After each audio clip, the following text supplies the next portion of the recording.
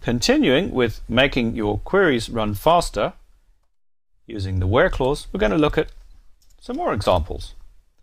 In this case, we say, well, I'm using the count function because I don't want to pull all the data. And the first thing I actually need to do is I need to execute this query in SQL Plus because I like the way the timing works in here. You can do it in SQL Developer as well, but it's a little awkward. That comes out at speed. Now look at the other one before I open my big mouth. And we should see that it's somewhat slower. Why? Well, because first of all, this is finding an exact match. This is not finding an exact match. In theory, when it runs the second query, it should full table scan because it doesn't know what to look for. However, Oracle may be able to actually do a fast full index scan, which means it doesn't know what to look for, but it can still read the index, which is a smaller physical space than the table, but it has to read all elements in the index. So let's look at the explain plan. I'm clicked on this line. I'm going to hit explain plan, and it's going to tell me, I'm reading the primary key, and it's doing a unique scan, which means it finds one record only. And the cost is 2. Let's go and look at this one. And as you can see here, it's quite a lot more complicated. It does read the primary key, but it still does a fast full scan, which means it reads the entire index. As you can see, the cost is vastly different. Now, just one point to make. This difference in cost does not necessarily mean that the first query is going to be faster than the second one. There are all sorts of other factors that affect the way that Oracle runs queries, particularly the size of the tables. In the previous schema, such as the shows table, where we had a category table of 34 records, quite often it's much faster to actually just read the table because the table is contained in a single block. Oracle reads a block at a time, 8K block, 16K block, whatever you have set up. Doesn't make sense to read 2 blocks, one from an index, one from a table. So think about that factor as well. But I'm using a large table here, as you can see, 600,000 rows, to demonstrate differences in performance where it makes a difference. Generally, you can rely on the Oracle Optimizer, which is the process that decides how to execute these queries, and it generates these explain plans. In other words, the explain plan means I am explaining the plan. I am going to figure out how to execute this query and put it into a plan and then execute based on that plan. So, what's the next example? Now I'm going to go back to the show schema and look at something else.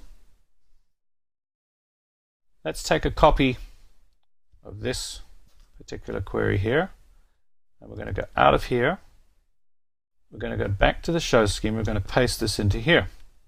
So my note says, when reading a table, cut down data read using the most reductive filter first.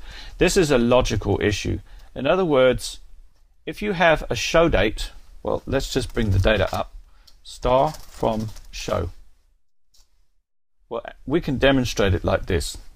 Where show ID equals 1, and then select star from show where show date greater than 12 August. Oh, so we spell it properly. So what do we got here? What does this do? This finds one row. What does this do? This finds lots of rows. So it makes sense in the order of precedence going left to right across this where clause that you resolve this one first. Show ID equals 1. In other words, find one record first, then decide whether its show date is greater than August 12. Which if we run this query here, we will find that that row is actually matching both of those conditions. The point I'm trying to make, it doesn't actually apply to this row because both conditions are true. When you get to join queries, it'll make more sense, but essentially you're trying to whittle down the information that you're pulling from the data as fast as possible. In other words, you take the most brutal filter first and apply it first. In this case, in this query here, the Oracle Optimizer will figure it out anyway. When reading partitions, one thing to always remember, always use the partition key first. Just remember that. The partition key is the initial comparison in a where clause. Quite often, if your partitions are set up properly in a data warehouse, you only have to include a partition key in the where clause, depending what you're trying to do. But typically you're pushing out large amounts of data and it's by the partition. If you're reorganizing it into something other than the partition key, then you're going to have problems, and you might want to start generating exotic objects over the top of the partitions, which are technically somewhat exotic, to rearrange the partitions into different partition keys. That's just a note to remember about partitioning for the future, but it's very important. Why? Because when working with partitions, what you're effectively doing is you're breaking a table up into chunks based on this partition key. So if you have a different partition in a table for every day, then each day's data is divided up. So if you go along later and you want to report on 3 days out of 365, by using the partition key, you can tell Oracle to only read 3 days out of 365, less than 1% of the data. Logically, it could be more than 1%, less than 1%, depending on what your business is, when the data is, and how much data is on each day. If every day has the same average amount of data, then it's all the same, but still, you're going to read 3 days out of 365, which reduces your I/O tremendously. Again, it comes back to I/O and the where clause, which is simple SQL, which is Oracle SQL and PL/SQL programming, SQL coding, down to the developers writing the queries. The where clause is massively important when it comes to overall database performance. And let's continue in the next movie.